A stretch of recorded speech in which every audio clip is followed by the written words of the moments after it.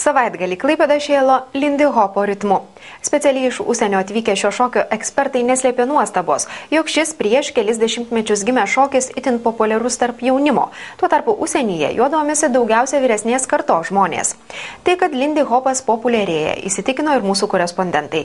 Jaunimas šį šokį trypia tiesiog gatvėse.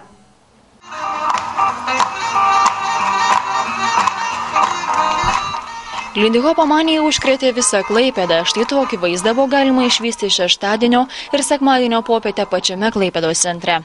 Iš užsienio atvykę šio seno, bet į Lietuvą nesenai atkeliavusio šokio propaguotojai stebisi, jog šis šokis Lietuvoje populiarus tarp jaunimo. Mat kitose šalise Lindy Hopo ritmu daugiau trypia vyresnio amžiaus žmonės. Tai senas šokis, tačiau jis vėl populiarus. Pastaraisiais metais jis grįžta, jis šokamas ir Europoje, ir Amerikoje, ir Azijoje. Metas jį populiarinti ir Lietuvoje. Lietuviai šaunus. Švedijoje šį šokį labiau šoka vyresni žmonės, o čia smagu matyti tiek daug vaikų.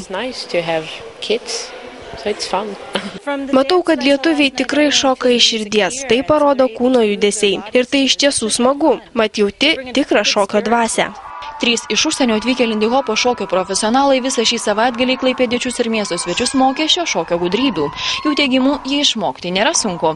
Svarbu vienu smuiku groti su savo partneriu ir jausti uždegantį šokio ritmą.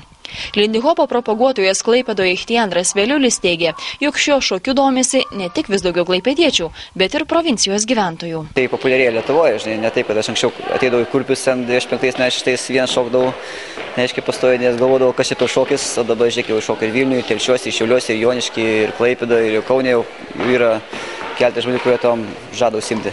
Įprasta, jog kitose šalyse Lindy Hopas populiarus tarp vyresnio amžiaus žmonių, neišimtis ir Klaipėda. Profesionalai uostamiestyje konsultavo ir suaugusius klaipėdiečius, tačiau daugiausiai šokio aikštelę sugužėjo jaunųjų klaipėdiečių. Patinka, čia paprasčiausia, kai ateini kitus šokius, tai reikia pasitempimo, čia kaip atsipalaidavimas, pagalvoju, ko ateini.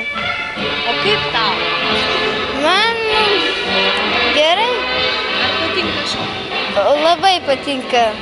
Patinka į sceną išeiti, patinka viskas, patinka čia man. Šis šokis gimė dar 3-ame dešimtmetyje viename iš Niujorko dalių